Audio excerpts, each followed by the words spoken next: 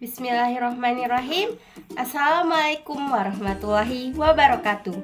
Perkenalkan, nama saya Susilawati, mahasiswa semester 5 Linearitas Program Studi PAUD STAI Putra Galuh Ciamis.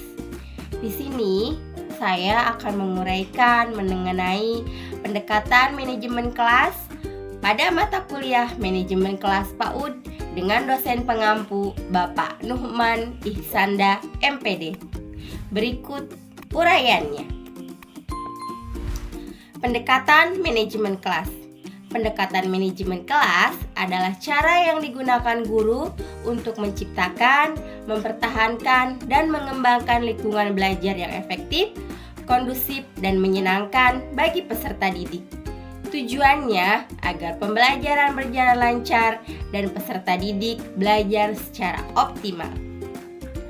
Latar belakang mengapa harus ada manajemen kelas, yaitu pada suatu kelas tentu saja berisi berbagai macam siswa dengan perbedaan latar belakang dan kepribadian, di mana perbedaan ini tentu saja akan menimbulkan masalah.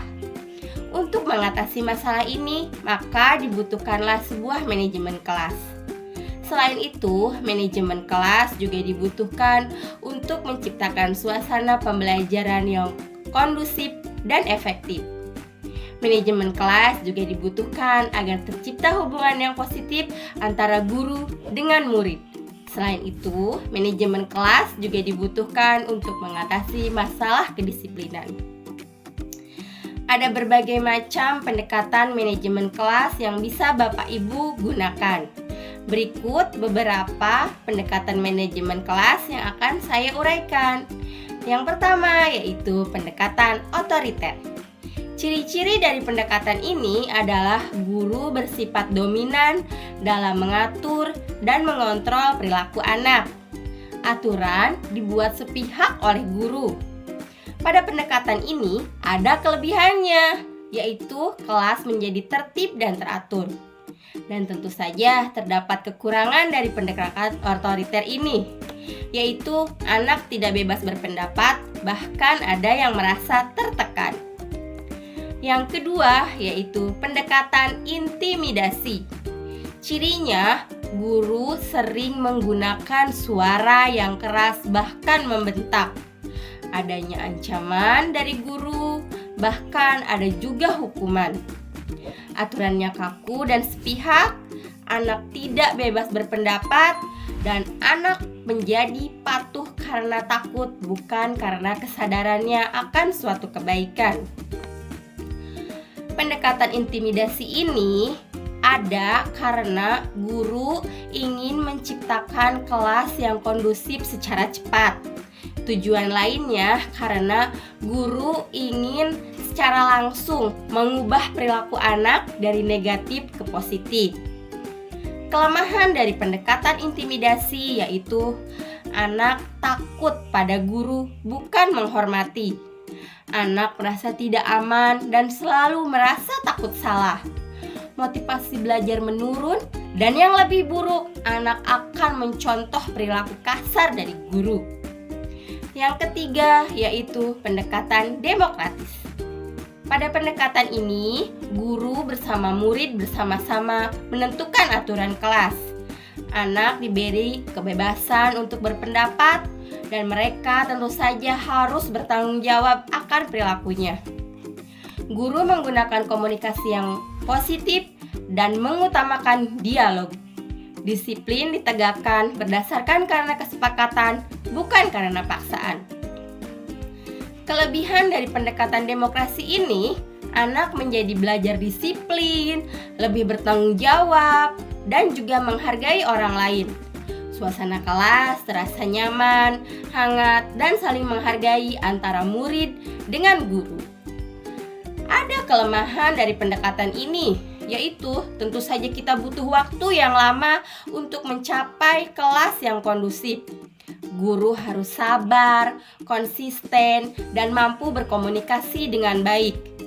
Dan tentu saja pendekatan ini sulit diterapkan di kelas yang heterogen. Pendekatan berikutnya yaitu pendekatan permisif. Ciri-cirinya, guru memberi kebebasan penuh kepada murid. Aturannya longgar dan jarang ada konsekuensi. Guru juga sedikit dalam memberikan arahan pada kegiatan.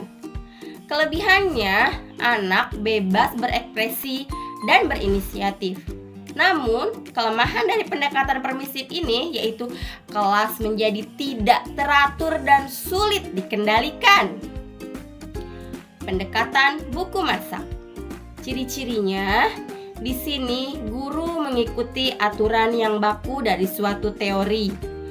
Kurang fleksibel terhadap situasi kelas. Penanganan masalahnya berdasarkan pada prosedur, bukan berdasarkan pada refleksi. Guru berorientasi pada teknik, bukan pada pemahaman karakter anak. Pembelajarannya kaku dan kurang memperhatikan emosi anak. Pendekatan ini biasanya digunakan oleh guru yang belum mempunyai banyak pengalaman dalam mengkondisikan kelas yang kompleks. Kelemahan dari pendekatan ini yaitu kurang fleksibel, tidak memperhatikan perbedaan anak, kreativitas guru menjadi tidak tumbuh, dan kurang mendukung pembelajaran yang mendalam.